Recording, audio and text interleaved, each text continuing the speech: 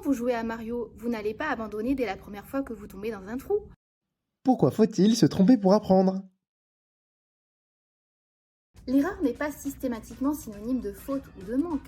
Se tromper ne veut pas forcément dire être moins intelligent, moins performant ou moins motivé. Certaines erreurs peuvent juste être liées à un manque d'attention. Et c'est tout.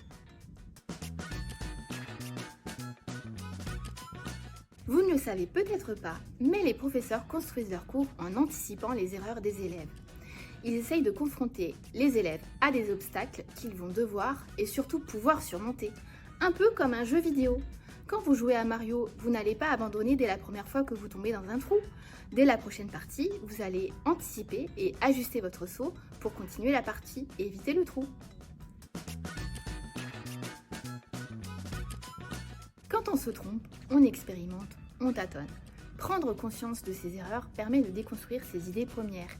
Et c'est en analysant ces erreurs qu'on va pouvoir trouver la bonne solution et ainsi mieux mémoriser.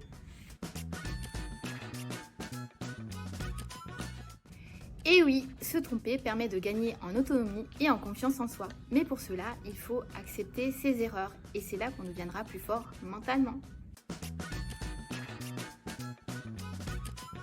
Je suis sûre que vous avez tout ça dans votre cuisine. C'est une poêle anti-adhérente dont le revêtement est en téflon.